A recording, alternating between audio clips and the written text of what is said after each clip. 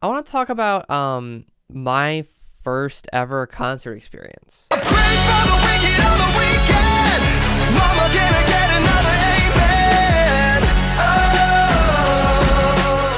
This is actually something that recently happened. It was actually June 14th. I decided a long time ago that I wanted to go to a Panic at the Disco concert.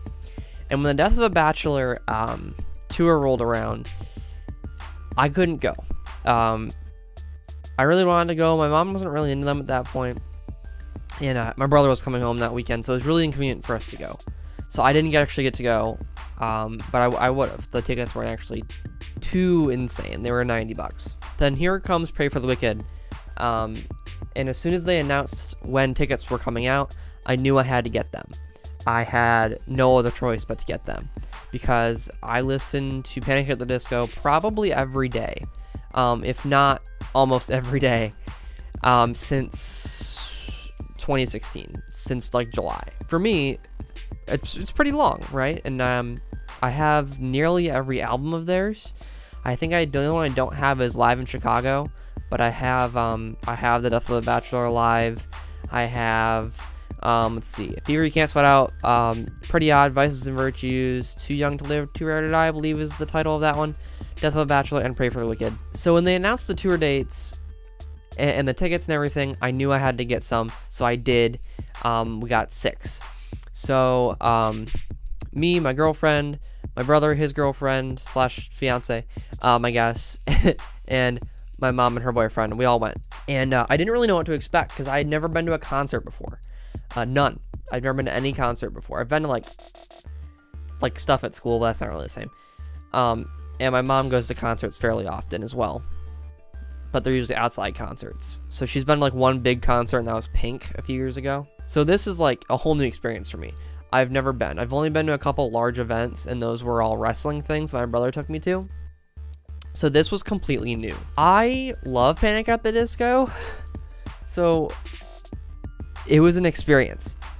We went to Detroit, Little Caesars Arena, which I've never been to that arena before. No one had ever been there, none of my family. And we went, and parking was a mess, but whatever. Lines were long, but whatever. We went in there, we bought merch. And one of the pieces of merch I'm actually wearing right now, it's not going to focus. There's no way. This Devil's Key. This is from the Say Amen Saturday Night music video. This was $50. It's a necklace, and it's amazing. I don't know what it's made out of. It's like a very hefty, nice metal, so it's good quality. It just was expensive. And then I bought a t-shirt as well, which I think I posted a picture on Instagram. I'll probably pull that. Basically, this is Praying for the Faithless on the back, and it says Panic at the Disco on the front.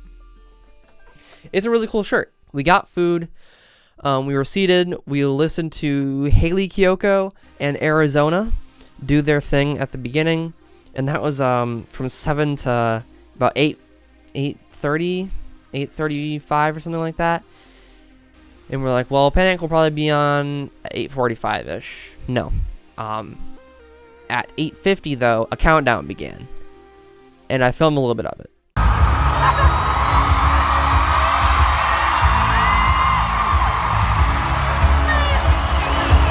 And this countdown was insanity, because immediately everyone was like, holy crap, it's happening. And at first I was like, oh, countdown, that's stupid. But I'm like, it's actually really smart, because you're getting the entire crowd hyped up for the entrance. And then this insane entrance happens, which I also recorded. The countdown is insane. I'll just play it for you, because it's a great intro to the concert, and it just started off on such a high note. 2, 1.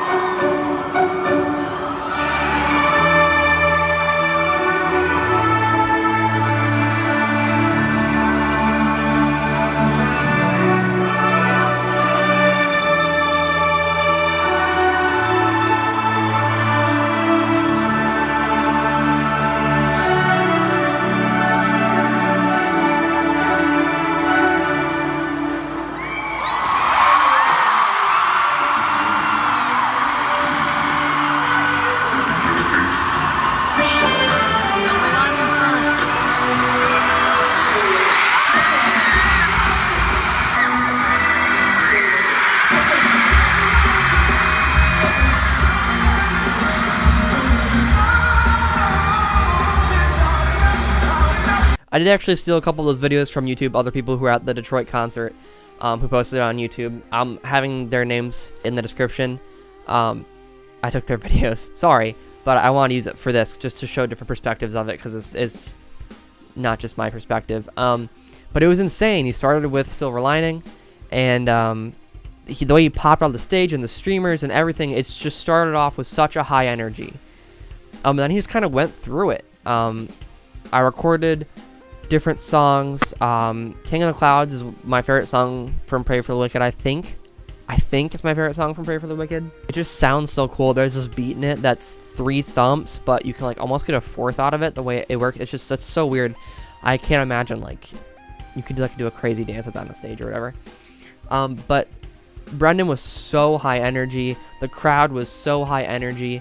There was Hallelujah at the end. The entire arena was clapping at the same time. That was one of the most amazing things.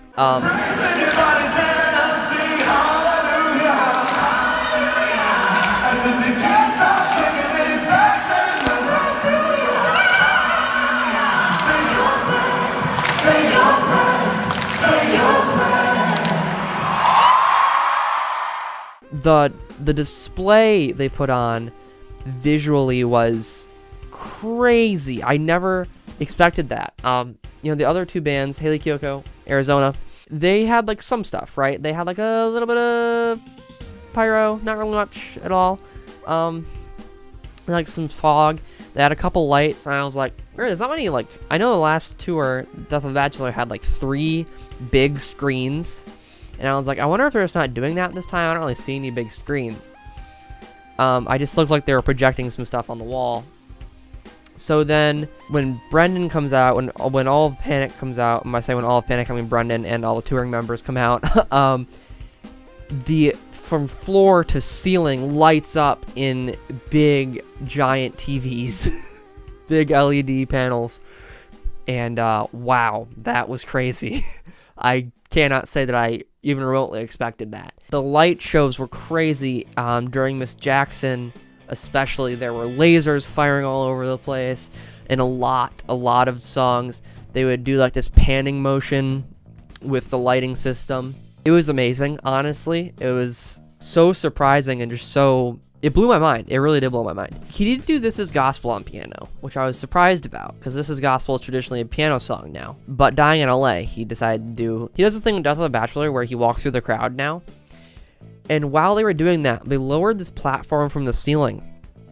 And it was the piano. So he walks back, and he starts with a different song that he said his mom sang to him when he was younger. So he started with that. He gets on the piano, and it just lifts into the air. So there's this track hanging from the ceiling, and he lifts up, and he's basically flying through the arena on a piano. And then he does Dying in LA on the piano, and goes across. We have the strings up on the stage, and he's going across with the piano. It was really, really crazy, and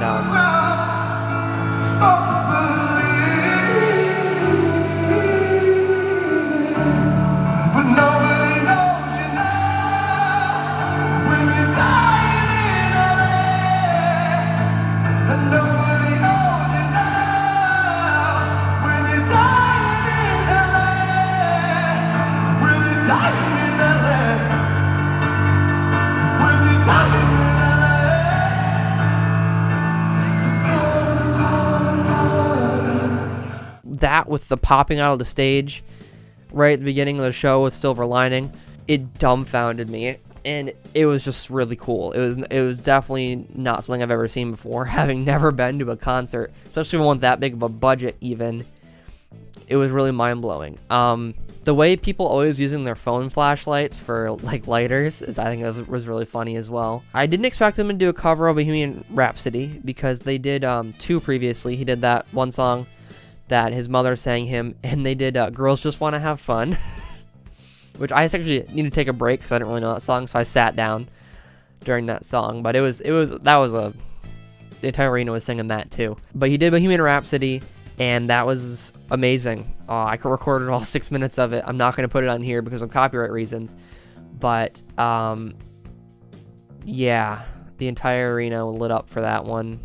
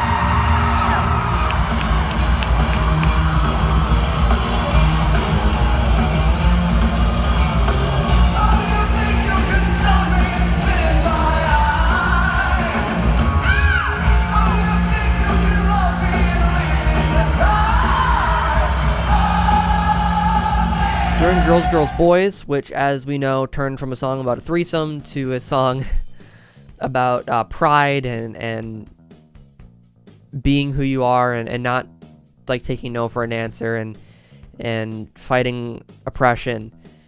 That was cool because everyone had the paper hearts. I took a picture of mine and I'd take it and some of the confetti that they dropped at the end. But Girls, Girls, Boys was amazing with the pride flag colors throughout the entire arena. All those paper hearts. I can't even imagine how long that took to cut out. I want to see it again. There's actually one in Grand Rapids later this year. Well, actually, I think actually in January. It's like January 21st or something. I really want to go see it. It's a smaller arena, I think. Smaller venue. But I would love to go see that tour again because, wow. Can we take a moment? Take a moment. Brendan Urie, with your high notes, man. Calm down, dude. They're so good. I wish I could sing like that. Like, I sing Panic at the Disco, obviously, to myself a lot, as someone who listens to them a lot. And it's actually made me a better singer because I try more. But, that is insanity. If you want to hear what those high notes are like, in a good quality, check the Death of the Bachelor tour. A lot of the songs that he does high notes in live are all on that too.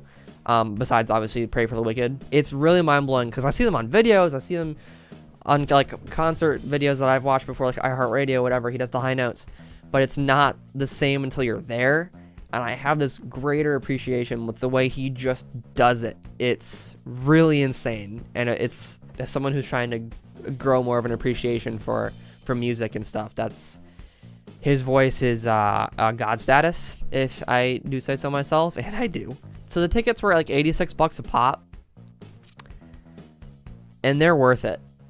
They're so worth it. Now VIP tickets, you know, floor tickets, I don't know. Being in the arena, the good thing about or stadium seating is you're above everyone else, no matter what, if you're up a higher row. Being in floor seating, I can't even imagine there's someone taller than you. Well, what do you do about that? Nothing. The other thing is that you're closer and you get a different view. But even the $86 tickets in the corner were great. And it sounded pretty good, but it's hard to hear over the screaming. So I recommend taking earplugs. I recommend taking earplugs. If you can, buy a little bit more expensive ones. It'll filter out more of the crowd. And you'll be able to hear Brendan better and the band better and music better. The cheaper ones I had did it, but just not as well. That's my girlfriend's that she used. It's worth the price of admission. The confetti at the end, right at the end of Victorious, it rained confetti. It was amazing. People are like waiting for it to leave their seats, waiting for it to get the confetti. It was really cool. Yeah, I'm totally nerding out now. I really liked that concert. So if you haven't gone to see it, it's coming to your area. Absolutely go see Panic at the Disco, Pray for the Wicked tour. Buy the Pray for the Wicked album. Check it out. It's really good. It's really good. It might be my favorite album. I love Death of the Bachelor, and Pray for the Wicked is really great. And go see the tour. It's really cool. I'm gonna stop gushing now. Bye.